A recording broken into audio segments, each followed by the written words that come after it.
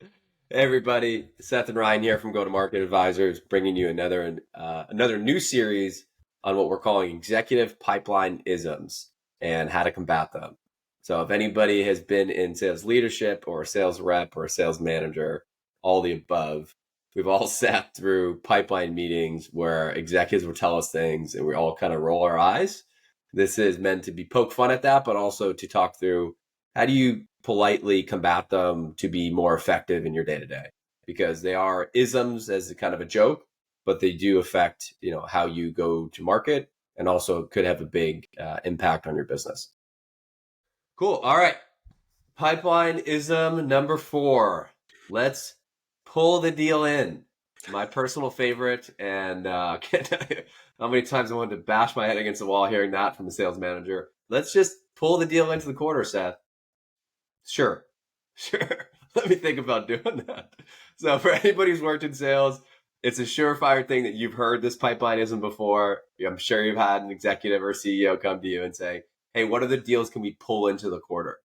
Ryan, care to talk about how ridiculous that statement is? It's pretty ridiculous. I think sometimes this is one of those examples where you feel the disconnect between living in the trenches in sales and someone who's, attending board meetings, who just maybe not appreciates what they're actually saying. As you are living and breathing this as a sales manager, you well know deals are going to happen when the customer and prospect is ready to sign on the dotted line. Right. And they're not going to happen any sooner unless there's something that they buy into financially or otherwise to incentivize them to move their process up. It's a dangerous political play here if handled wrong. And so that's what we want to talk about. Yeah. So take the silliness of it aside for a second. If you push back on executives and say, there's nothing I can pull in, that can be a political problem for you as a sales leader. So you need to be careful on how you respond to this on the political side internally. Externally, it's equally as dangerous, because if you piss people off with your arbitrary pressure when they never committed to making a decision, you can cost yourself a piece of business.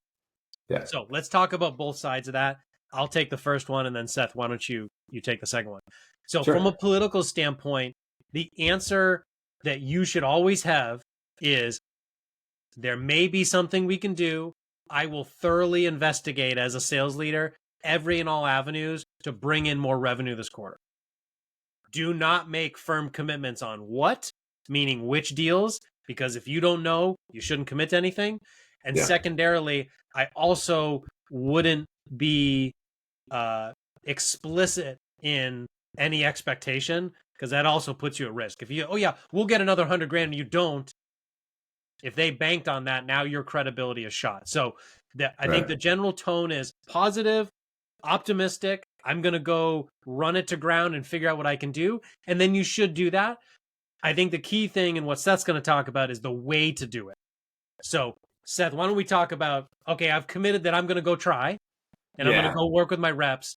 How do you approach that with the prospect or customer in a respectful way to not burn the bridge, but investigate if there is some possibility? I would probably just go and tell them, hey, when can you sign? I think that's always a good, helpful tactic. That's a joke, right? It's a bad one at that. I think the way I would approach it with the team, and it needs to be very tactical, and I would be hand-holding quite a bit more junior reps in this, which is having a next conversation with a prospect that we feel like is somewhat viable. So somebody where they're later in their buying journey, but that isn't, let's call it, in a commit deal, where there is a chance that this could, expedite, but there isn't, any catalyst for them, is going and having a conversation and just trying to assess out with that main champion, what could we potentially incentivize them with to change the buying journey that they're on. Because let's be honest, they have their own buying journey. They're going to follow it. And so as a leader, you need to assess that and figure out where are some deals that feel like we could maybe push them along potentially if they're the right incentives in place. And then I think you and the rep need to figure out what is the right incentive. And the right incentive should not be discounting automatically. A lot of times it doesn't have to do with that. Potentially it's, maybe it's billing terms, maybe it's something else that you could give, assess what the priority of that deal is. And then in the conversation following that assessment of that champion, potentially bring up one of those things, but do not force it and do not get them off of what they need to do to assess your company to buy. Yeah. So this would be a very tactical thing where I'd work with my reps. I'd figure out some deals that feel like they're maybe not perfect where they want to be from a commit standpoint, but they're farther along in their customer buying journey. Have a conversation with the champion, assess kind of what potentially they've seen to progress things faster internally. Come back to that champion with potentially some gives that could incentivize them to go a little bit quicker, and then leave it at that. Do not force this. Do not push it. Do not ram it down their throat. You're going to lose a deal if you do that.